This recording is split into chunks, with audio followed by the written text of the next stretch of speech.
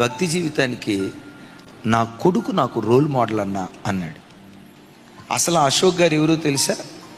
నేను ఉద్యోగం చేసేటప్పుడు ఆయన భక్తి జీవితం నాకు రోల్ మోడల్.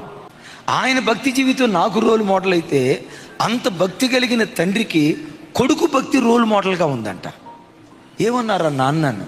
అన్నా, ఎవరు మా ఇంట్లో లేచినా లేవకపోయినా వాడు ప్రతిరోజు ఉదయం 4 గంటలకల్లా పడకల మీద నుంచి లేస్తాడన్న.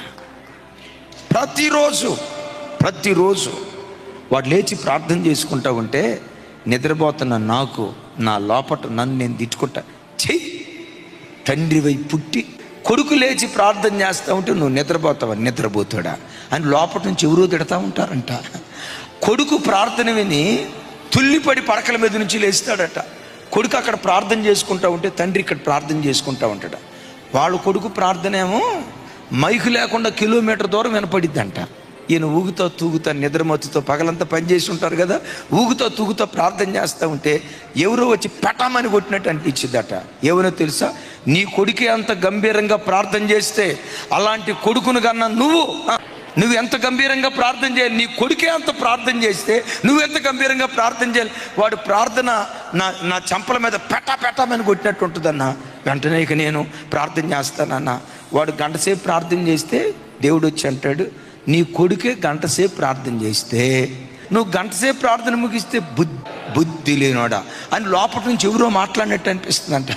దేవా, వాడికంటే ఒక 10 నిమిషాలన్నా నేను ఎక్కువ చేయాలయ్యా, నేను వాడికంటే ఒక 10 నిమిషాలన్నా ఎక్కువ చేయాలని కొడుకు గంటసేపు ప్రార్థన చేస్తే తండ్రి 1.5 సేపు చేస్తాడట.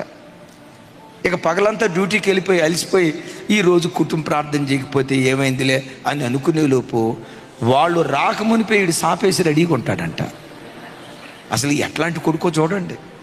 డాడీ ప్రార్థన చేసుకున్నావు రండి, డాడీ ప్రార్థన చేసుకున్నావు రండి అని. నేను అంటాను, ఇట్లాంటి సాక్ష్యాలు వింటే నిజంగా వారు నిజంగా దేవుని కృప పొందిన వాళ్ళు. ఆయన చెప్తాడు, రోజుకొచ్చి వాడు 3-4 అధ్యాయాలు చదువుతాడన్న. వాడిని చూసి నాకు సిగ్గు అనిపిస్తుంది అన్న. అరే, రోజు చిన్నప్పటి నుంచి చదివిన బైబిలే కదా, ఈరోజు చదవకపోతే ఏమైంది అని అనుకునే లోపు మా కొడుకు పరమభక్తుల్లాగా మోకరించి బైబిల్ తెరిచి చదువుతూ ఉంటే నా లోపటి నుంచి, నీ కొడుకు 4 అధ్యాయాలు చదువుతున్నాడు, తండ్రిగా పుట్టి అనవసరంగా పుట్టావు నువ్వు, చదువు అన్న. వాడితో పోటీ పడలేక నేను అలసిపోయానన్నా అన్నాడు. ఇంతకీ వాళ్ళ అబ్బాయి చదివేది జస్ట్ మొన్ననే ఇంటర్మీడియట్ పూర్తి అయిపోయింది. ఒక ఇంటర్మీడియట్ స్టూడెంట్ గుండెల్లో దేవుడు ఎలాంటి భక్తి పుట్టించాడు. ఇది వరం. Praise the lord.